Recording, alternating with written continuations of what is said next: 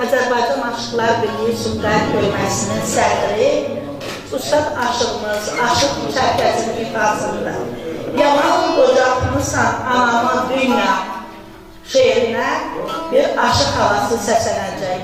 Buyurun aşıq.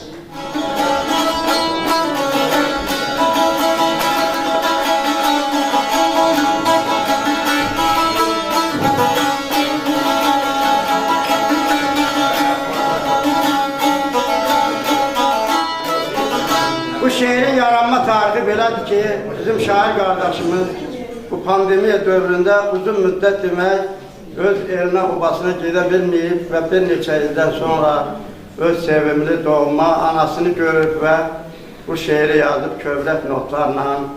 Allah can sağlığı versin anamıza.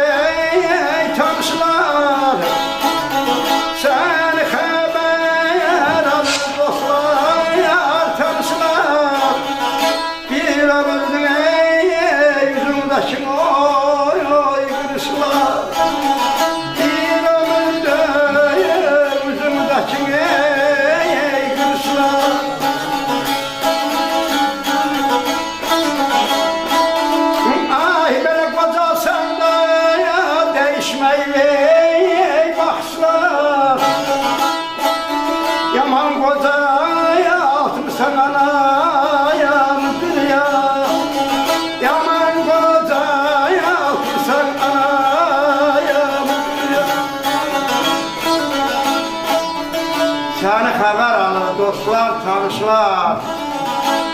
Bir ömürdür üzündəki qırışlar.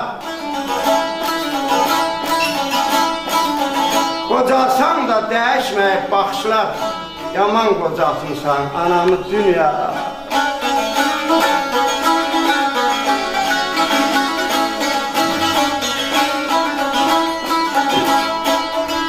Belə sən özünə dayaq bilmirsən məni. Uşaqlıqdan qoçaq bilmirsən məni. Uşaqlıqdan qoçaq bilmirsən məni.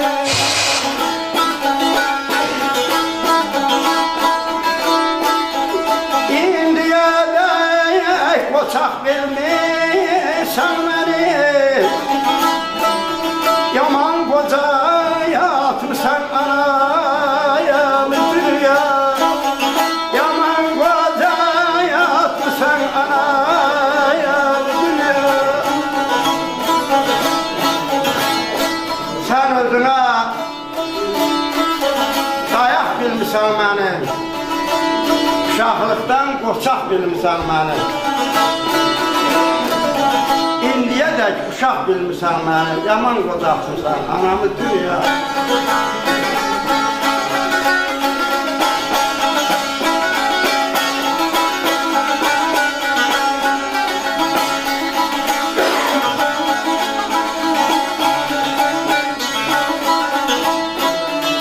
Başına dolanım mən dönə-dönə.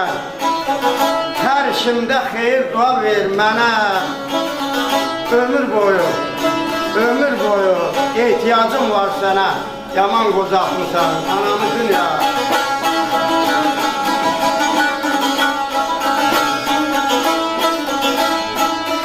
Belə binəliyəm qədrim bilməmişəm mən.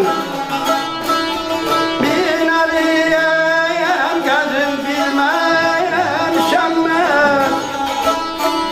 Arasan açın hörməmişəm mən.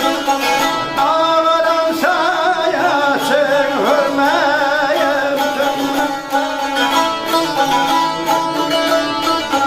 Ay belə sənin tək vəfasız